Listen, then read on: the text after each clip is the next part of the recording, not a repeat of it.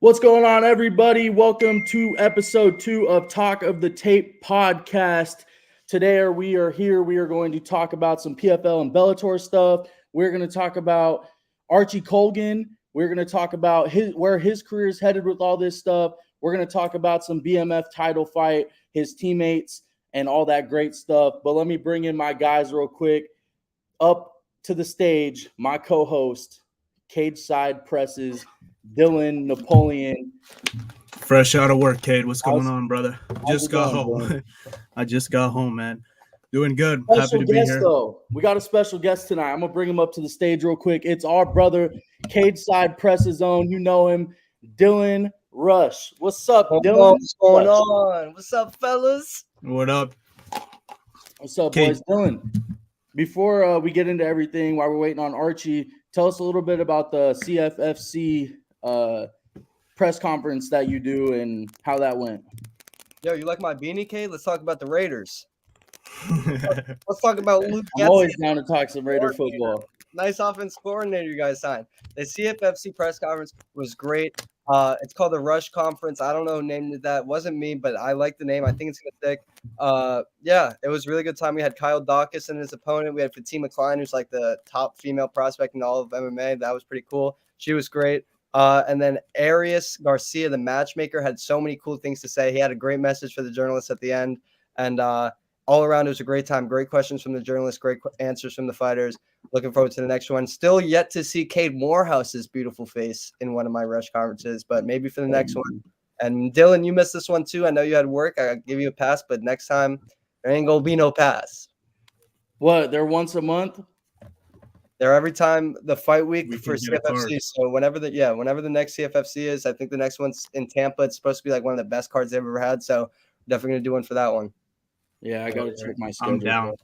You guys could hear me nicely, right? Hey, but while we were blabbing about all that, my guy showed up. Our special guest, Archie King Colgan. What's up, boys? What up, Archie? How are you, bro? I'm good. How you guys doing? Good. Good, man. It's good to see you. It's good to see you guys. It's been a minute. I know. The last time we seen each other was in San Diego, right? I saw these guys in Chicago. Oh yeah, Chicago. Yes. I don't even think I got to see Archie in San Diego. Yeah, I went. I went to San Diego for Grant's fight. Oh yeah, you went.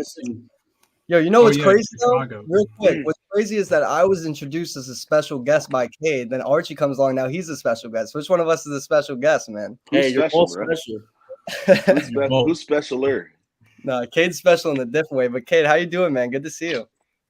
I'm doing good, brother. It's been kind of quiet around here just because of everything going on and all the transitions and stuff. So there just hasn't been as many events as you guys know. But we'll get back to it. But Archie, that's why you're here, man. We really wanted to talk to you about this whole PFL and BELLATOR thing. I don't know how much you can say about it or what you're willing to say about it, but how do you kind of feel about the transition? I feel good, I guess. I got my job's to fight, and I'm just gonna go out there and fight regardless. So I'm in a good position because I've done well at my job. So I'm not stressed like my back's against the wall, like some of these guys probably are. Right. I feel good about it. I'm just gonna go out there and fight, and we'll see, kind of what the opportunities align in front of me. But yeah, it's just at the end of the day, you just gotta fight, and it's your job. So PFL, BELLATOR, whatever the banner was, you just go out there and win. When you fought for Eagle FC, that was in Miami, right? Yep. So have you ever fought outside of the United States of America? Nope. Are you ready? I'm ready, yeah. Are you looking forward to traveling a little bit? I know it's good to fight close to home, not have to travel too much, but you're going to see some of the world, Archie. Yeah, it's interesting. You got to probably fly out a little bit earlier to get, acclimated. I think it's 10 days is kind of what some of my teammates who've traveled have advised. It's going to be a little more expensive, but, it's going to be cool to go see the world. It's cool that, a job like this, this career gets to take me to go see the world. you know, it's cool. Like, yeah, I look back at like I've traveled to a lot of states in America, and almost all of them is because I either had to go wrestle in that state, so I got to travel to the state, or I now got to fight in those states. So it's cool. Like through sports, I've got to travel and see the world, or the United States, and now you know I get to start checking off countries and seeing the world. So I'm excited for it. It's gonna be cool. Yeah. Archie, if I could throw one at you, man, I know a lot of fighters were having a hard time in the beginning with, you know, communication and stuff like that. For you, how has that been? Have you had great communication with the promotion since the acquisition? Nah, not really. I think everybody's kind of in the same spot. I think the managers get told stuff, and they probably also get told not to tell the fighters stuff. Is my assumption. I don't know, because I'm like, man, how are we? I had no idea that February 24th Bellator versus Bellator champ, you know, card, or Bellator versus PFL champ card was like a thing until like the week they announced it. Obviously, I had speculations. I was like, man, I feel like, you know, they're gonna have to do something pretty soon. But by the time they announced it, you know, that was like 6 weeks out from the fight. Yeah, like I feel like 5-6 weeks out, and I had no idea. So I don't know much, and I don't think most of these fighters know much. Right.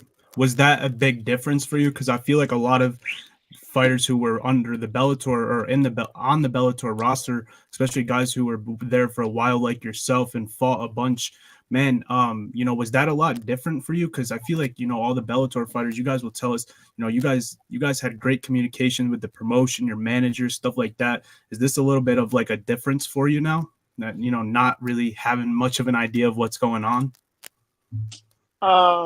It's different, yeah, but I think people overthink things. Like, I think, man, if I let this get under my skin, the fact that I don't know what's happening next, like, am I really worthy of being the guy that I think I am? Yeah, I like that, man. I don't just really being ready to sign the contract. Yeah. When they tell me, they'll give me the same notice that they give the guy I'm gonna fight, that we're gonna fight, and I'll just go out there and fight. Like if they were both like, hey, in 6 weeks you're gonna fight, that guy knows the same thing as I do. So that's good. Whatever, good point. You know, it's just what it is. I think some people are just making a bigger deal than it needs to be. Yep. Yeah. Archie, not last time we were in Chicago, but the time before, so like 2020, whatever, too. I said, are you and Grant looking to fight on one of these Italy cards, these Paris cards, right? I said international Archie. You said that they might have to fly out international Dylan. So my question is, should we get Don Davis on the phone? Maybe get Dylan Rush and Dylan Napoleon out there in one of these random countries in Europe. Bro, I got to get my passport first. Damn, bro, you don't got a passport? I don't have a passport, bro. I'm lacking. You don't have a passport either? I'm lacking. I got one earlier this year. I got the application printed, but I haven't sent it in yet. Yo, you know it's so funny how sometimes not specifically Dagestani, but like a lot of these guys in Russia or sometimes the Middle East, they sometimes have visa issues. Like in the UFC, like some fighters have had visa issues coming to the United States. What if some of these fighters in Bellator start having passport issues like for their fights? That would be so funny. Oh, that would suck, man. It would be funny. I would assume you don't, bro. That's crazy. I guess maybe I'm a little different. But I've had a passport since I was like 4 years old. I feel like it was like a document you just got. I don't know. But back to the question, yeah, you guys should hit Don Davis up and say, it's not an event unless we there, and tell him slide me a little 1-2 nights and a flight or something. I don't know. PFL got that money, so tell them they got it. At least the show money. I'll show up. Just give me the show money. Yo, Archie, are you a big Hulk fan, bro? What's up with all these Hulk posters in the background? I was about to say. Yeah, I love Hulk. Hulk's the shit. I don't like how they did him in the MCU. Man, you know, I'm a Raider fan, but you know, Thanos hit him hard. At least for the respect of our guest, man, you could have wore your Denver Bronco beanie or something. Who? Me? Oh, Rush, bro. I mean, he comes over here disrespecting you with that. I mean, I'm a Raider fan, but just wearing that Raider gear, you know. It's all right. I did to mess with them because the Raiders are on a downward spiral, man. They're terrible. It's all right.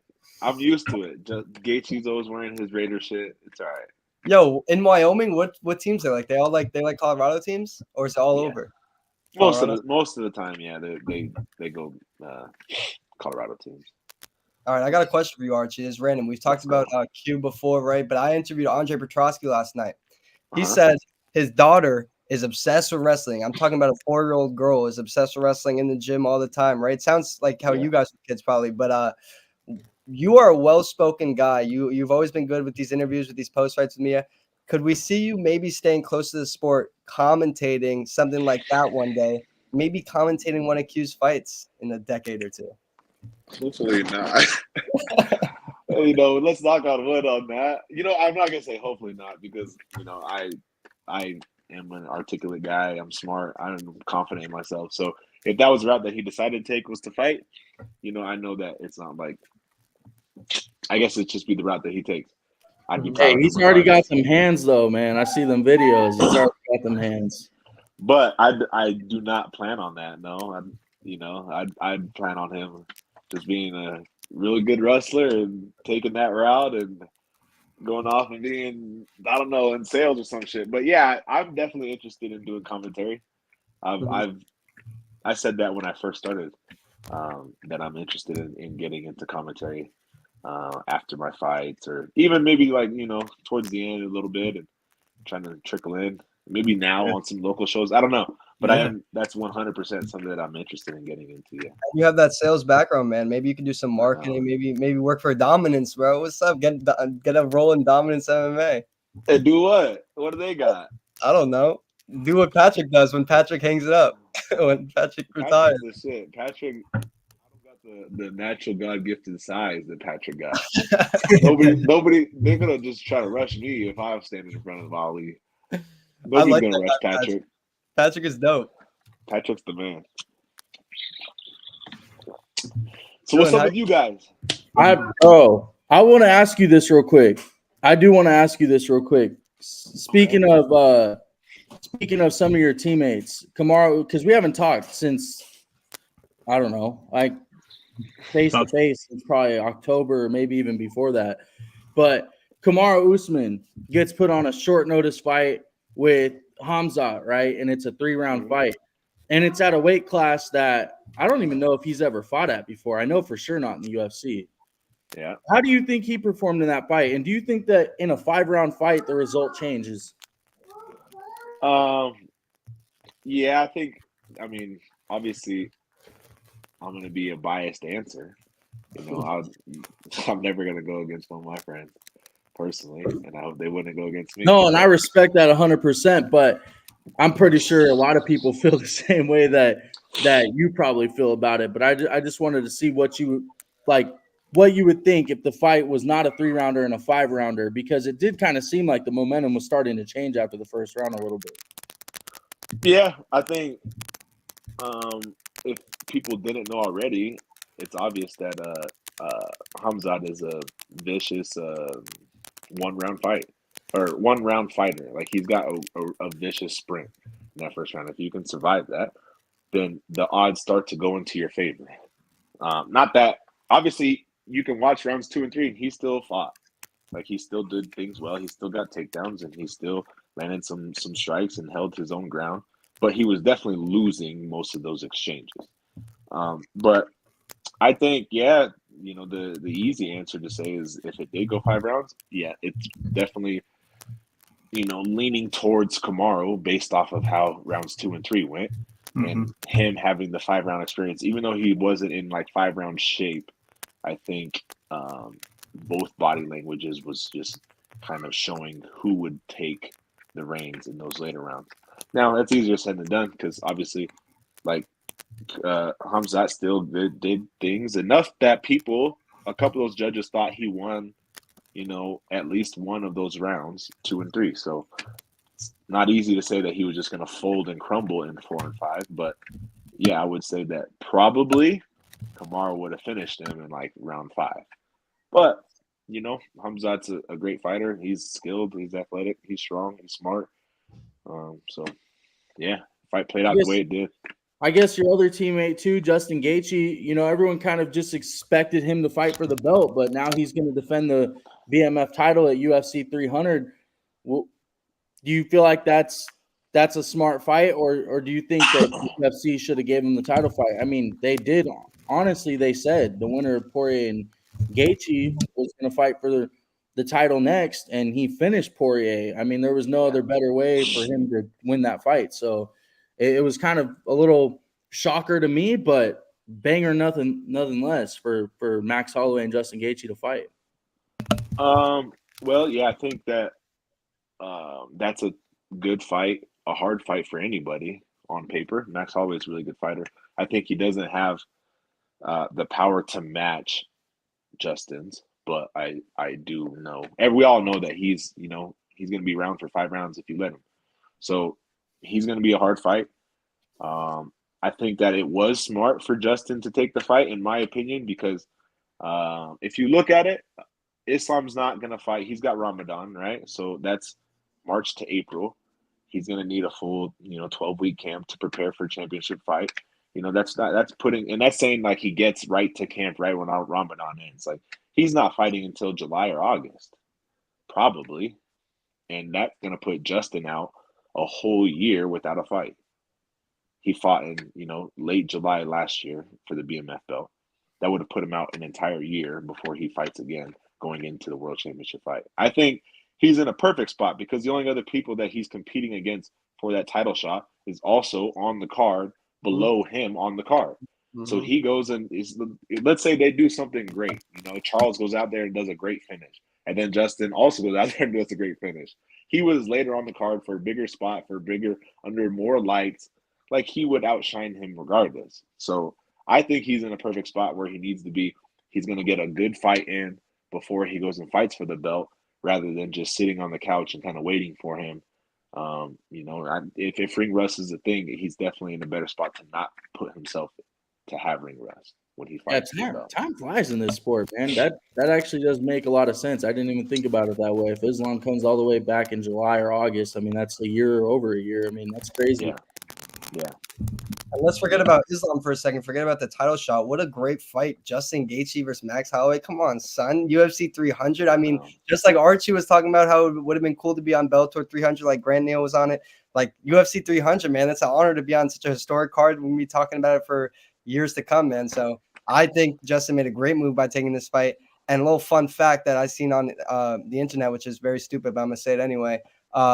Justin Gaethje kind of sent Tony Ferguson on a downward spiral after that fight, right? He kind of Tony Ferguson's been on skid since. Tony Ferguson has a back tattoo with an angel wing and the devil and fucking Max Holloway has the same tattoo. So maybe he'll do the same thing. I don't know. Random fact. I like Max as a fighter, but yeah, obviously, I'm with the home team, so I hope that the job gets done and Max gets a career after that, and he doesn't have a downward spiral. But I wish safety for both of these guys. This is one of those fights, but it's a proven stat, bro. I mean, I'm not even anybody that's pretty much fought. I mean, Vic, Tony,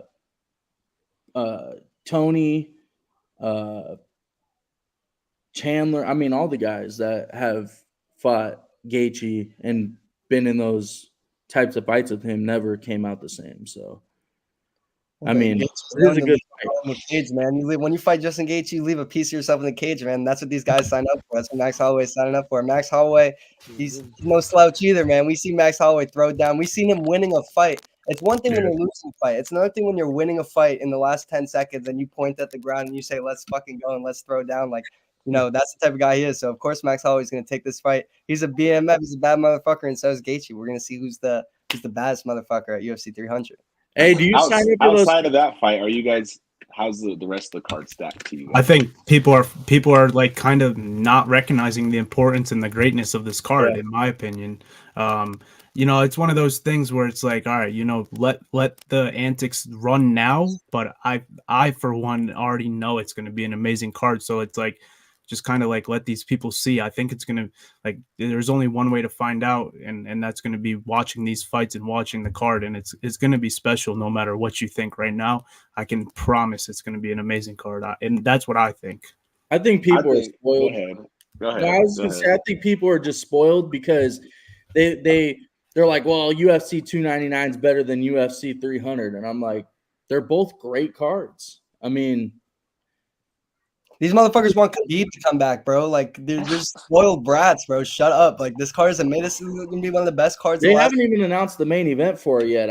I don't know who it's gonna be. I mean, I think I have an idea of who it's gonna be, but no shit, Cade. None of us know shit. None of us know anything. I'm just talking like I have an idea of what I think it could be, but I don't know anything. But they still haven't even announced the main event for the card, and we're over here.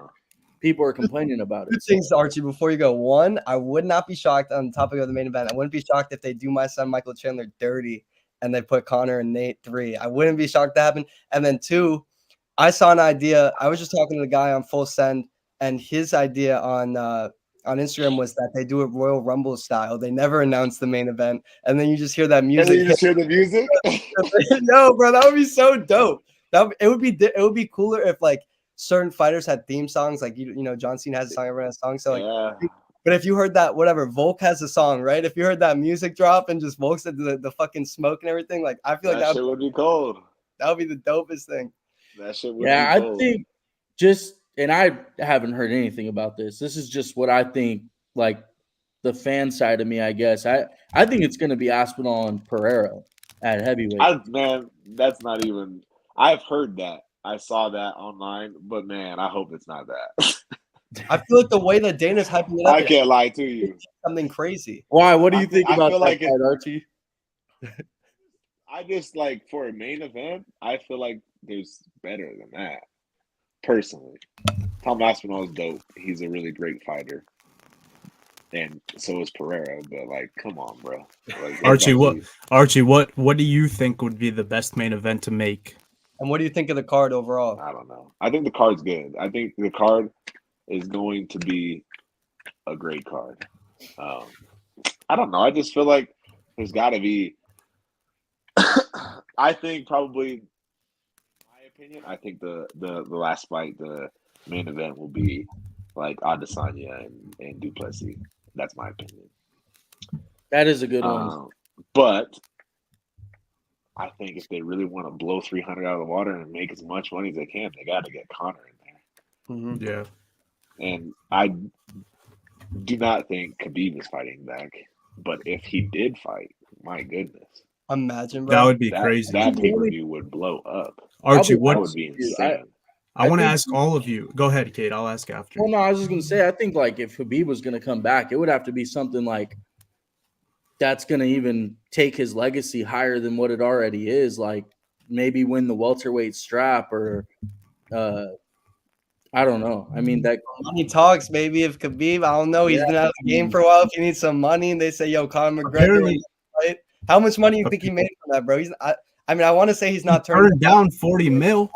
I know. I don't know he about turned down 40 mil. Say, bro, I'm not jacking that he was offered $40 million and turned it down, bro. That's crazy. That's crazy. I don't know what it's gonna be, but I do think I would be a little let down if it was Aspinall Pereira.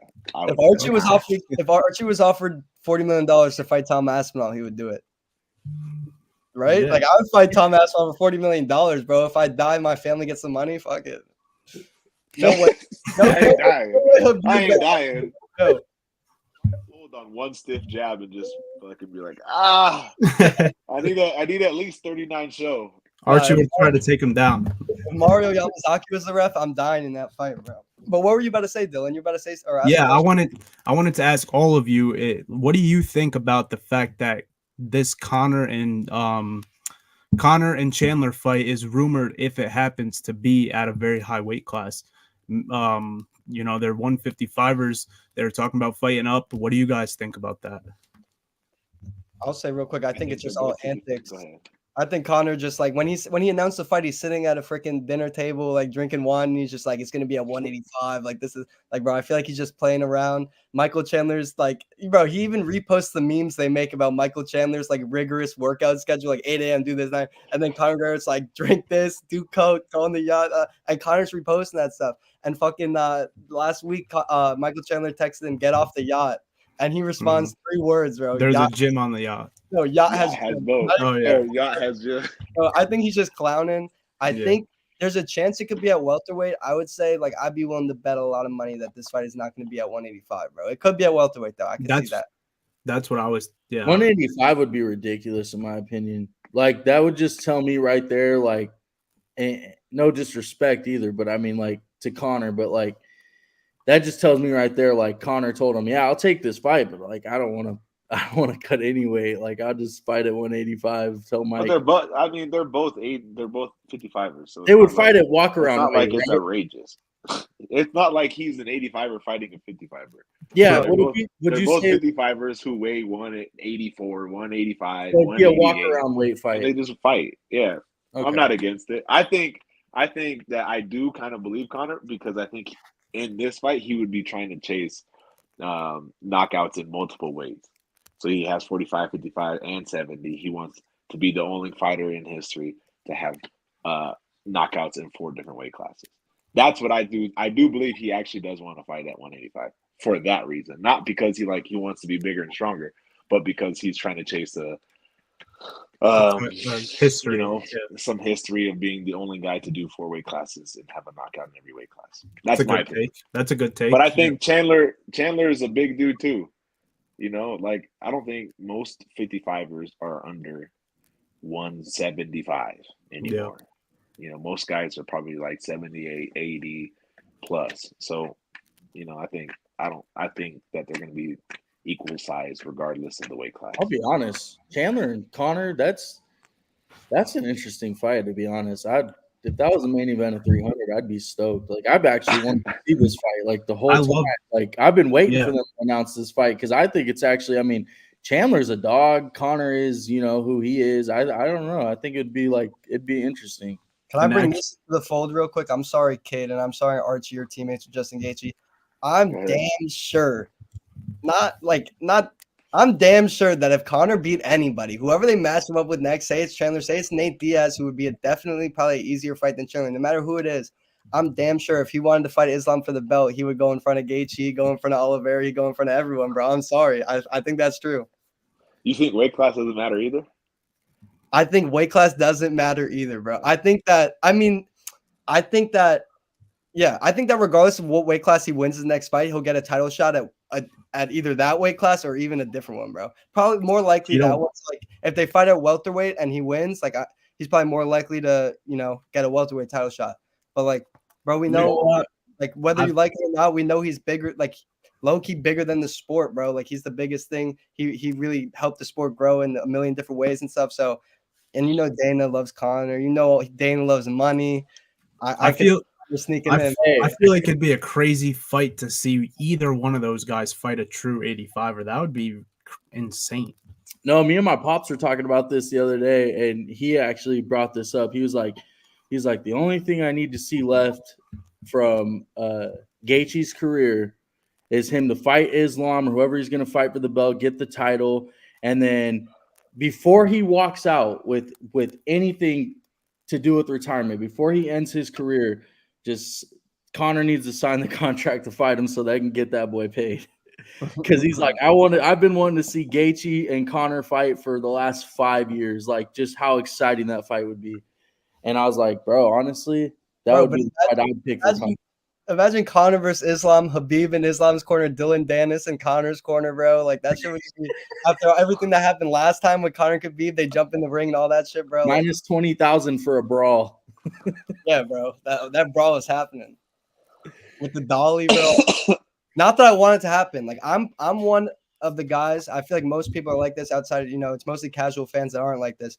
But like I like merit. I like get title shots going to who deserves the title shot. I don't like Sean O'Malley versus Cheeto Vera when Corey Sandhagen just beat Cheeto Vera. That shit makes no type of sense to me. It says it's UFC, the best fight the best, right? That's what it's supposed to be. This whole sport is supposed to be like the respect aspect of it. I don't like that, but it is the sport. So Connor could, you know, skip a few people if that were to happen. He definitely could. He is the moneymaker.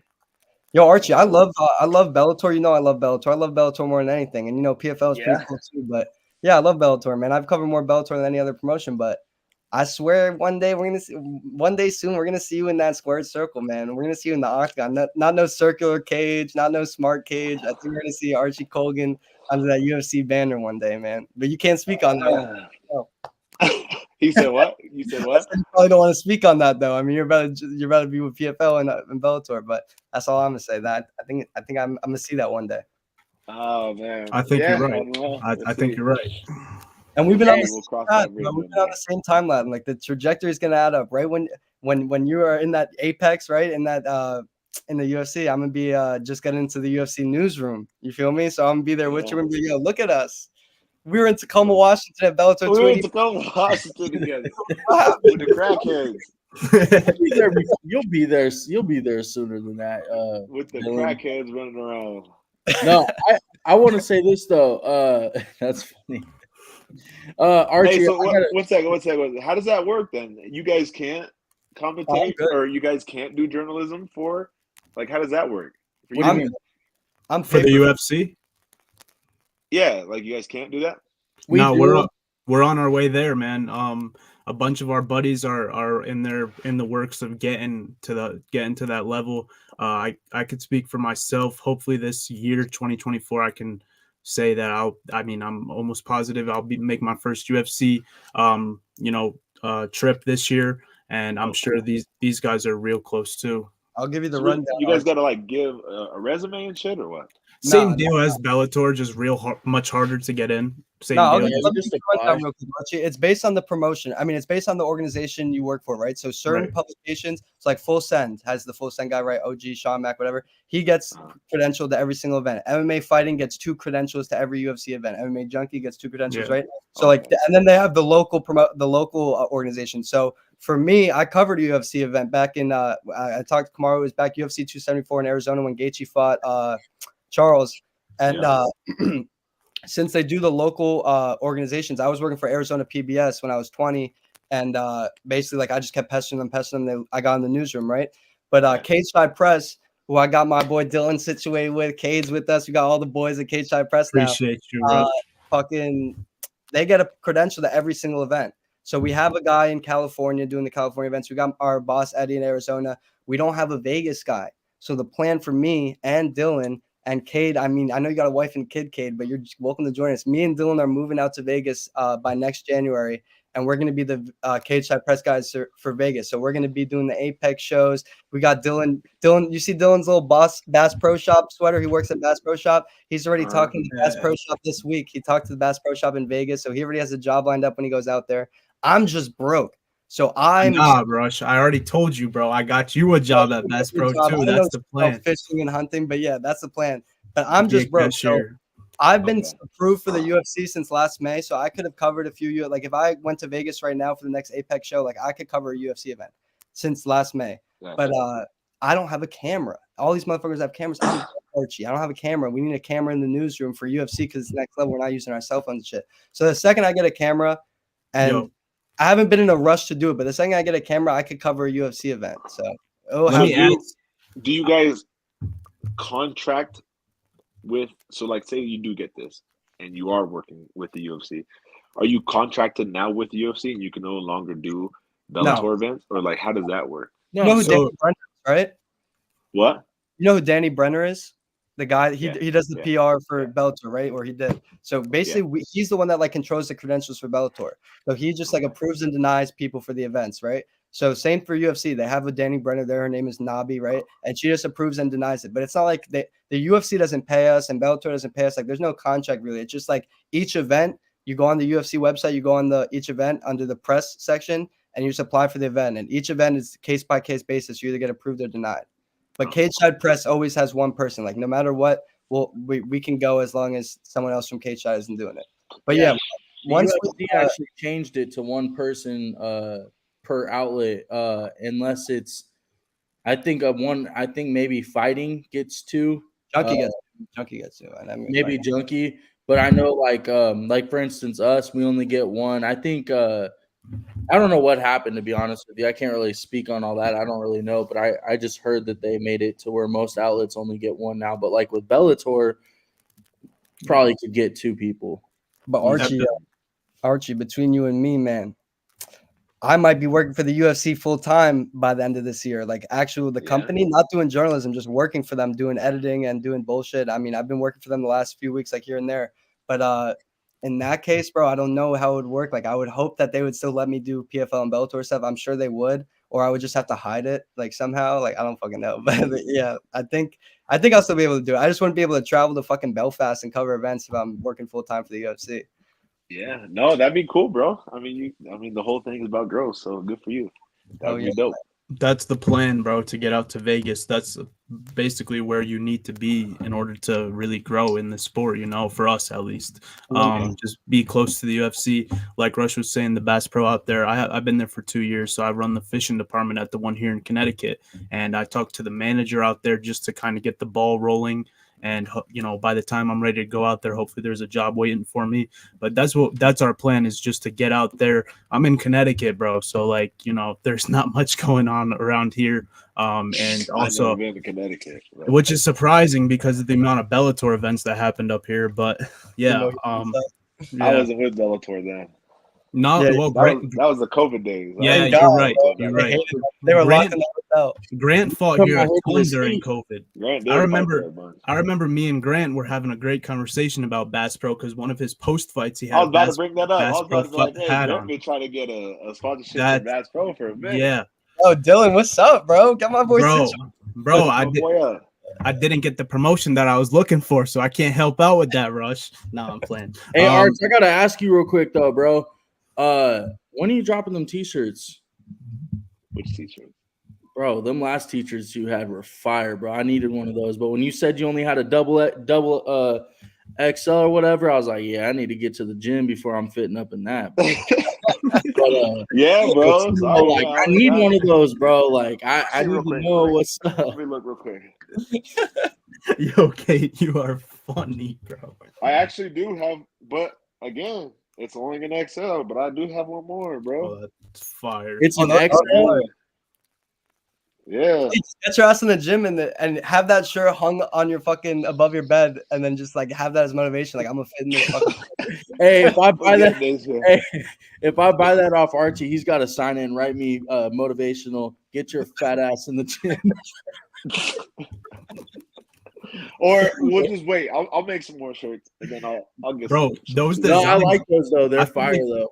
I feel like Archie, whoever designs your merch, bro, you can be making some serious money. Those are very unique.